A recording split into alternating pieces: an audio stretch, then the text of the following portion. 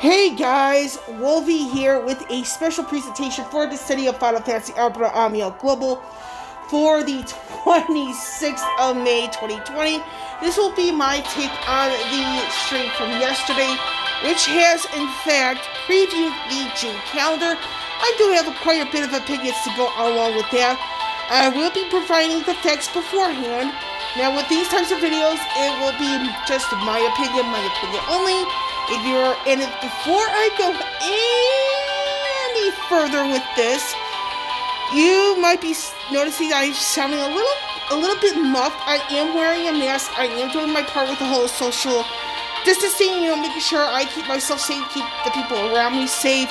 I'm just doing what I can, so do keep that in mind when I am talking in this video. But like I said, there are quite a few things to go over here. And with that out of the way, I will meet you guys back at the home screen, so I'll be right back. I am back as promised. There are going to be a couple of things I want to go over here before I get into what's expected to be in the June calendar. One of them is going to be none other than the maintenance notice, which is going to be tomorrow morning. And for those of you in the UTC time zone area, which is close to the United Kingdom, this is going to be from 8 to 10:30 a.m. UTC. For those of us in the Central Daylight Time zone like I am, this is going to be from 3 to 5:30 a.m. So this is the maintenance period. Pretty much goes on once a month, unless there's those special maintenance periods, emergencies, stuff like that. So that's that on that. So with that, so I want to go into what's going to come up later on this week for Global. So the first thing I want to go into is the preview section for Dimensions End and Trophy Tier 11.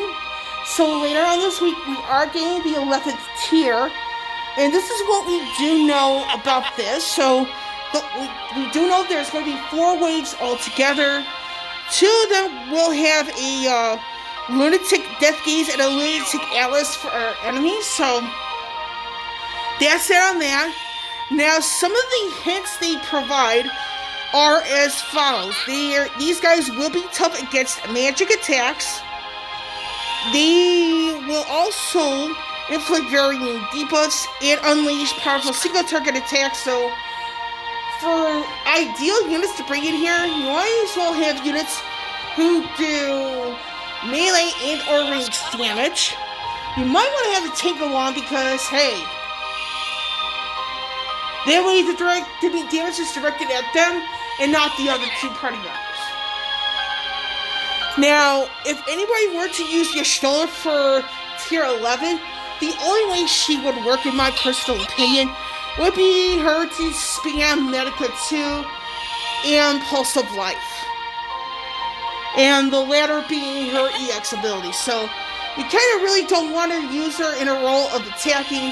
If you were to use her in this, like I said, you want to pretty much restrict her to skill 2, Medica 2, her EX ability, Pulse of Life, or if you really want to get away with it, that additional ability, which is a Brave Rejuvenation, which if you get the Bloomstone and have the level 70 Crystal Strength, level 70 passive, it's pretty sweet. But that's the whole thing with that regarding tier 11. So with that, we are going to go into some of the information from the stream. The stream, I will mention, that was a bit shorter than usual. So with that, and some of this information is going to come out almost right after maintenance, or the UTC equivalent after the maintenance. So with that out of the way, so on the 28th of May, actually not the 28th of May, the 27th of May after maintenance, we'll have this thing called these character boards. These are permanent. The initial batch will be 23 units, and Josh mentioned in the stream that the hint of the initial 23 will be in this very token exchange you see here. Now you're kind of wondering about Dark Knight Cecil, because for those on JP, Dark Knight Cecil just got his character board as well as a rework. So unless Global changes this bit, Dark Knight Cecil will not be in the initial batch. Because the initial batch on JP, it was just Paladin Cecil. So that's it out of that. So that's pretty much the list. Unless Global changes in, Dark Knight Cecil will not be in the initial batch. So with that, and I do want to bring in more information regarding these particular boards. There's going to be 3 slots altogether. One for skill 1, one for skill 2, and the third for the EX ability.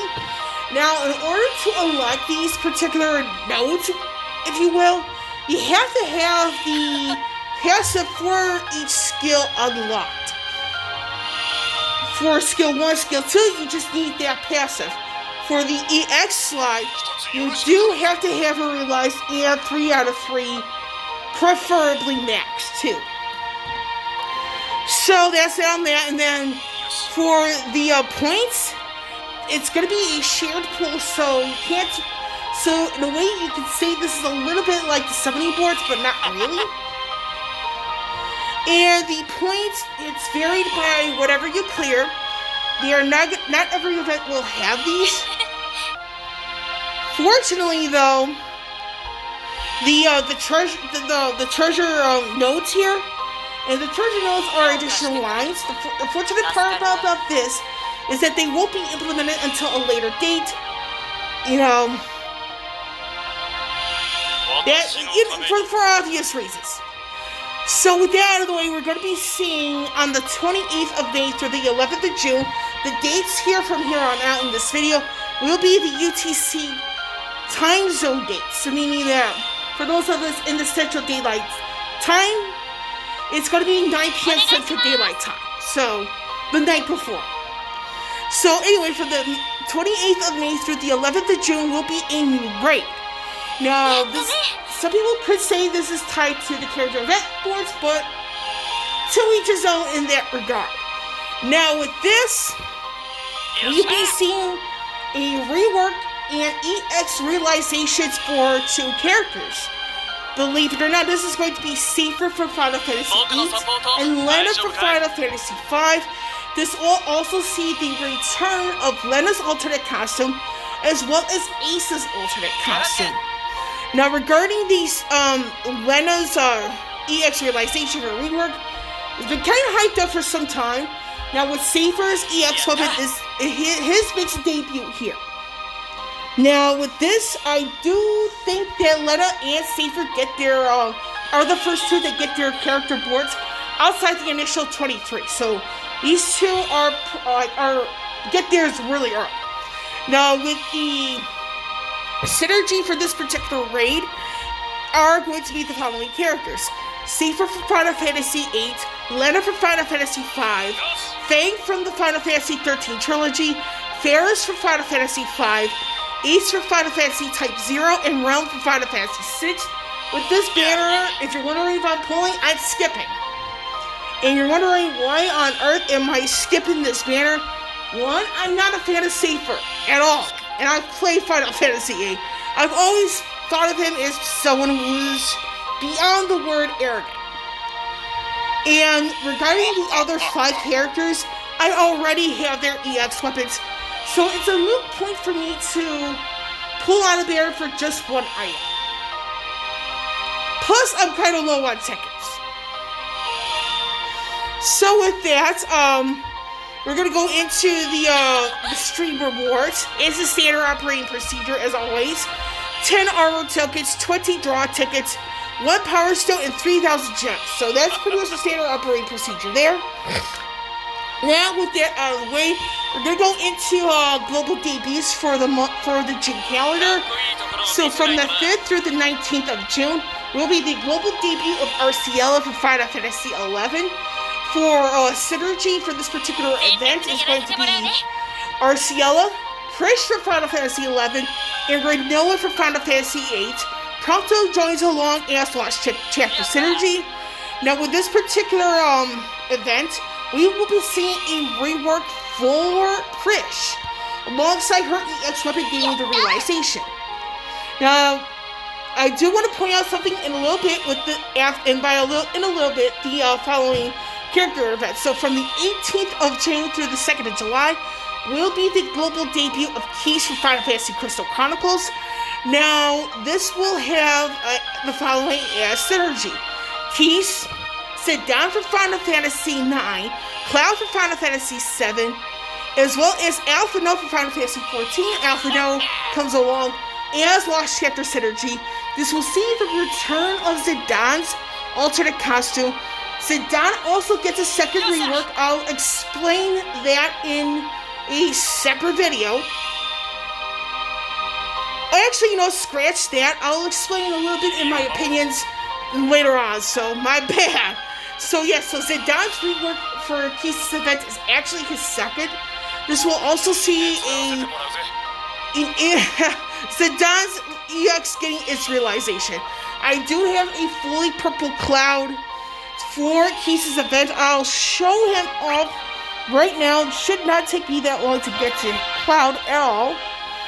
So this is my Cloud right here, 7 out of 7, completely purpled, and I'm only using his sphere for right now because I'm trying to figure out, okay, what would be a good sphere for Cloud. So I'm still trying to figure out. I'm hoping there's some additional information when the sphere replication comes along. So I do have a few areas in mind for him for the D and E sphere, but I don't know yet. But anyway, that's that on that. I do want to make a note here regarding Arciela and Keys. Neither of these characters have their Lost Chapter live on JP at the moment I'm recording this particular video. So there's no Lost Chapter. However, I will mention here that these two, when their Lost Chapter does go live on JP, these two will be gaining an 80 Awakening, and by that are Ciela and Keys. That much we know for sure. So, either way, with character events now out of the way, we're going to go into the Lost Chapter. So, the Lost Chapter that comes out a few days before Arciela's global debut. This is the 1st of June. This is going to be the global debut of Prompto. The Lost Chapter for Prompto for Final Fantasy 15. Now, this is kind of special because there is a rework and an EX realization for both Prompto and Freya. Freya's EX does make its debut. I might be pulling on this banner. I do not know as of yet. But again, Prompto and Freya both get EX realizations. They both get a rework. And this also has a return of Prompto's alternate costume. Now for the 15th of June will be the Lost Chapter for Alphino for Final Fantasy 14. Now Yida, who is also from Final Fantasy 14, her EX does get its realization. Alphino's EX makes its debut and it gets their realizable state off the gate. Now for the miscellaneous information here, we have here from the 1st of June to the 1st of July will be this, someone could call this a new feature, if you will, a daily token foray where it's like you do a quest, you get like 2 tokens or whatever per day, and it's like, because it's 30 or 31 days in each month, so on average, so it's anywhere between 60 to 62 tokens.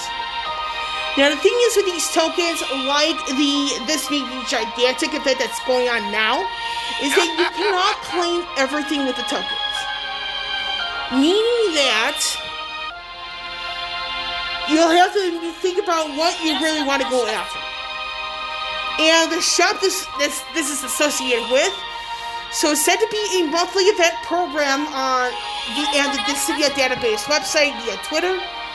So it does mention, so it's supposed to be a monthly event, a monthly thing going on. The shop and the tokens will reset each month. So again, this could be permanent. We don't know as of yet for global, but you never know. Anyway, so we have here from the 10th through the 24th of June will be another mission dungeon. This will see a rework and EX weapon debuts for Cyan for Final Fantasy VI and Fujin for Final Fantasy VIII. and their EX weapons do get the realizable state. Now, with this also has an alternate costume for Paladin Seiso, so you can figure out half of the characters for synergy in this particular event. Now, for the 15th of June, and this is a permanent addition to the game, this is Dimensions and Entropy Tier 12. Now, this particular tier will mark the debut of the Mithril Plate. For those of you who are into showing off the status in that regard. Now, this is what we do know for how to tackle this particular tier. So, the enemies in Tier 12 will be tough against melee and range. And you definitely want to be on the lookout for things with like bravery. So, actually the hints are like how you should tackle it. It's like, make sure you reduce the bravery. You want to have somebody who can dispel, and you might want to have a healer on your team. So this is all we know. So some people were asking about the whole challenge where it's like, if you get like to so many kills, you get 10,000 gems or something like that. And for those who are wondering why I'm still not tackled the Dimensions and Entropy yet, I work for UPS, being an essential employee. I do have to leave the house to get to work. I just simply can't be on the game for hours on end per day without risking my job. So that's just my situation right there. But anyway, so what do I think about all this? Now, the first thing I want to mention here is that the day of the stream threw me off guard. And I'm on the fence with this because yesterday was Memorial Day. It's a noted holiday here in the U.S. where people pay respects to those in the military who have passed on or those who are still in the military today. For me, being a surviving granddaughter of a World War II veteran, I was kind of disappointed they would pick a noted holiday in the U.S. to pull out a stream like this. So it kind of makes me want to question certain things with where Square Enix is going regarding streams, and especially on a holiday like Memorial Day, which is reserved for those in the military. Now, another thing here I do want to point out is that for any banner coming at all during the June calendar, there will be 0 free multiples. Now, how this came to be, it's anybody's guess. Some people could argue the financial, some people could point out something regarding the Android side of things. I'm going to reiterate this quickly here. So you see this could be another reason why we don't know yet. We may never know.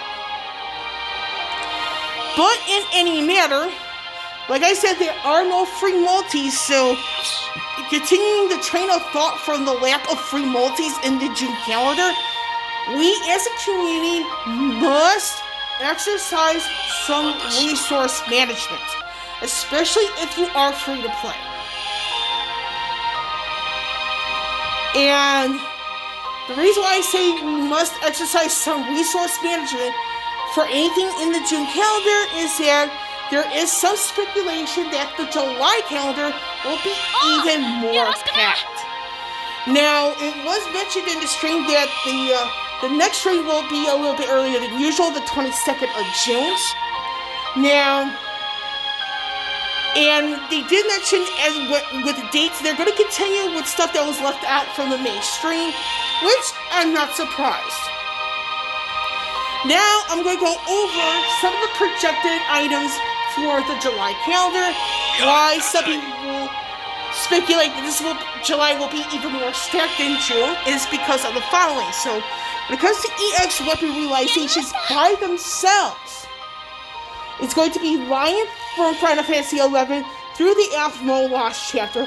Charlotta, that's her own Lost Chapter. She does not get a rework, but her EX weapon does get the realization. So that's that on that. In the Aphmo, I'm not 100% sure she gets her rework during her own Lost Chapter, but I know her EX weapon does make a debut during her own launch chapter and gets the automatic realizable state alongside Lion's EX weapon. So knowing that, now we're going to go into the reworks. And these reworks also come with the EX realization. So the characters who are slated to get both a rework and an EX realization during the month of July are the following. Radio for Final Fantasy IV, this is via the Sherlock Lost chapter. Kefka for Final Fantasy VI, this is from Act 2, Chapter 9.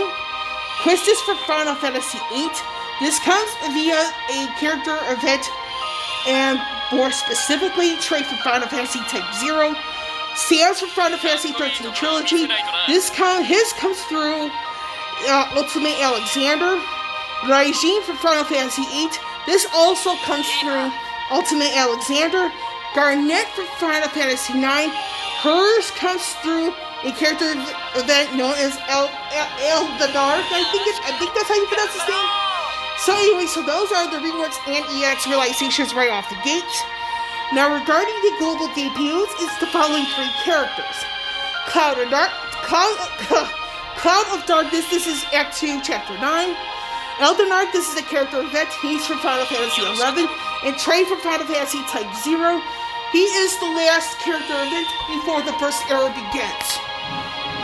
Now, this is quite set, and this could be having people wondering, okay, there's gotta be some free multis in that. So there's also no summer festival, so we don't know there's gonna be one for this upcoming summer. And speaking of no Summerfest information for the month of June, now you notice they're about to open Act 2, Chapter 9.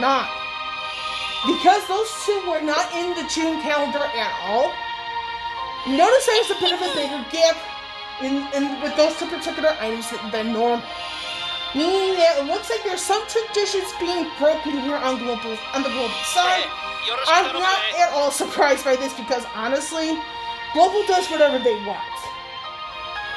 Now, I do want to bring up, and by bringing up, reiterate, a Google Play review I've noticed, and for the community, we really need to step up. We need to be better people, be more respectful towards each other, regardless of who we pull, who we skip, etc., etc. And I mean, with the community being a little bit more toxic than usual, it's like I just don't want to contribute to the community commenting at all as much. I mean, I kind of just don't get it. But you know, I can only control what I do and what I say. Nobody else. Now, with my final thoughts and opinions on this, I mean, I am a little surprised that the May stream was a little bit later. It should have been the Monday before Memorial Day because you'll never know, some of us might be related to somebody who used to be in the military years ago who has since passed on. And I do feel Square Enix should have been a little bit more mindful of that. But again, it's my personal opinion. And as a community, we need to really step it up and be better people. And with the issues that are going on, I won't be surprised if July's calendar has 0 free multis because, again, with the Android side of things, I mean, let's be honest here. I mean, the fact that they mentioned it's going to take time for the Android side of things to be resolved, and it's kind of shocking, you know, with the lack of free multis for June. I kind of have to wonder now, is there going to be some financial trouble in the works? Because again, people are promoting default as free-to-play friendly. One, it really depends on 1, your rank, 2, how much content you actually cleared, and 3, the summoning boards. And the longer people downplay certain things, the worse the community is going to be. And with the Android, issue, and this is according to the Sensor Tower numbers, that despite the iOS server players having more downloads of the game, Android users pump out the more money. So it's a matter of you gotta be respectful towards each other. Take all the information we're given with a grain of salt. And I'm going to end it with that. So with Wolvie here signing off, I will catch you all on the flip side.